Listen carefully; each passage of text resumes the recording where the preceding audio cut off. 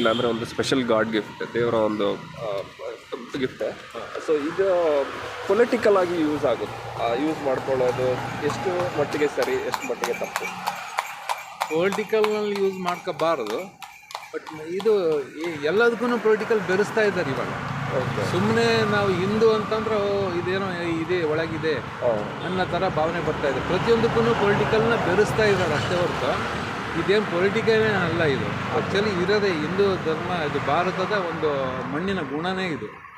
ಹಂಗಾಗಿರೋದ್ರಿಂದ ಅದು ಯಾವುದೂ ರಾಜಕೀಯ ಬರಲ್ಲ ಅದರಲ್ಲಿ. ಪ್ರತಿಯೊಂದರಲ್ಲೂ ರಾಜಕೀಯ ಬೆರೆಸ್ತಾ ಇದ್ದಾರೆ, ಪ್ರತಿಯೊಂದಕ್ಕೂ ರಾಜಕೀಯ ಬೆರೆಸ್ತಾ ಇದ್ದಾರೆ. ನೀವು ಆಗ ಅಂದ್ರೂ ರಾಜಕೀಯ, ಈಗ ಅಂದ್ರೂ ರಾಜಕೀಯ, ಈ ಥರ ಆಗ್ತಾ ಇದೆ. ನನಗೇನಕ್ಕೆ ಅನ್ನಿಸ್ತಂದರೆ ಇದ್ರ ಬಗ್ಗೆ ಇಂಪಾರ್ಟೆನ್ಸ್ ನೀವು ಒಂದು ಕಾಮನ್ ಸಿಟಿಸನ್ ಆಗಿ ನೀವು ಒಂದು ಶೇರ್ ಮಾಡಿದ್ರೆ, ಸೊ ಇದು ಈ ಥರ ಒಂದು ವಾತಾವರಣ ಸೃಷ್ಟಿಯಾದಾಗ ಆಟೋಮೆಟಿಕ್ ಒಗ್ಗಟ್ಟು ಅನ್ನೋದು ಬರುತ್ತೆ. ಇದರಲ್ಲಿ ಪೊಲಿಟಿಕಲ್ ಮಿಕ್ಸ್ ಆದಾಗ ಬೇರ್ಪಾಡು ಬಂದ್ಬಿಡುತ್ತೆ ಅಂತ ನನಗೆ ಅನ್ನಿಸ್ತದೆ. ಇಲ್ಲ, ಅದಕ್ಕೆ ಆ ಥರ ಆಗಬಾರ್ದು ಅಂತಂದರೆ ಇವಾಗ ಏನು ಮಾಡಬೇಕು ಅಂತಂದರೆ ಯಂಗ್ಸ್ಟರ್ಸ್ ಅಂತಂದು ಇವಾಗ ಹೇಳ್ತಾ ಇರೋದ್ರಿಂದ ನಾನು ಅದನ್ನೇ ಜಾಸ್ತಿ ತಗೋತಿದ್ದೀನಿ. ಯಂಗ್ಸ್ಟರ್ಸ್ ಅವ್ರು ಏನು ಮಾಡಬೇಕು, ಯಾವುದನ್ನು ತಲೆ ಕೆಡಿಸ್ಕೊಳ್ಬಾರ್ದು. ಓಕೆ, ನಾನು ಹಿಂದೂ, ಎಲ್ಲಿ ರಾಜಾರೋಷವಾಗಿ ಆದರು ಎಲ್ಲರೂ ಕೆಲವರು ಅವ್ರವ್ರ ಧರ್ಮವನ್ನು ಅವ್ರು ಪಾಲನೆ ಮಾಡ್ತಾ ಇದ್ದಾರೆ.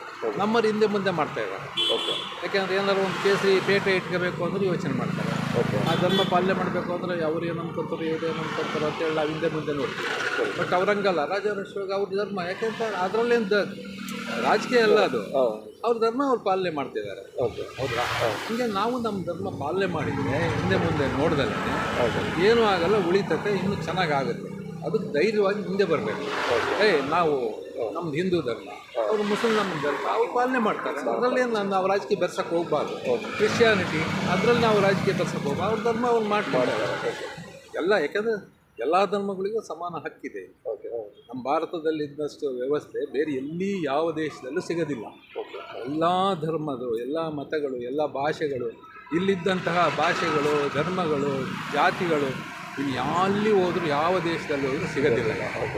ಇಲ್ಲಿ ಸಮಬಾಳ್ವೆ ಇದ್ದು ಮುಂಚೆ ಎಲ್ಲರೂ ಅಣ್ಣ ತಮ್ಮ ಮಾಮ ಚಿಕ್ಕಪ್ಪ ಅಂತೇಳಿ ಮಾತಾಡ್ತಾಯಿದ್ರು. ಹೌದು, ಮುಸ್ಲಿಮ್ಸು ನಾವು ಹುಟ್ಟು ಬೆಳೆದಿರ್ತಕ್ಕಂಥ ಊರಲ್ಲಿ ಕೆಲವರು ಅಣ್ಣ ತಮ್ಮಗಳಾಗಿ ನಡ್ಕೊಂತಿದ್ವಿ, ಕೆಲವರು ನೆಂಟರು ಇಷ್ಟಾಗಿ ನಡ್ಕೊಂತಿದ್ವಿ.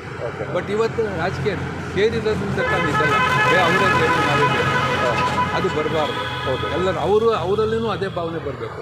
ಇದು ನಮ್ಮ ದೇಶ, ನಾವು ಎಲ್ಲ ಒಟ್ಟಿಗೆ ಇದ್ದೀವಿ, ನಮ್ಮಲ್ಲಿ ನಾವು ಅವರೆಲ್ಲ ಅಣ್ಣ ತಮ್ಮಂದಿರು.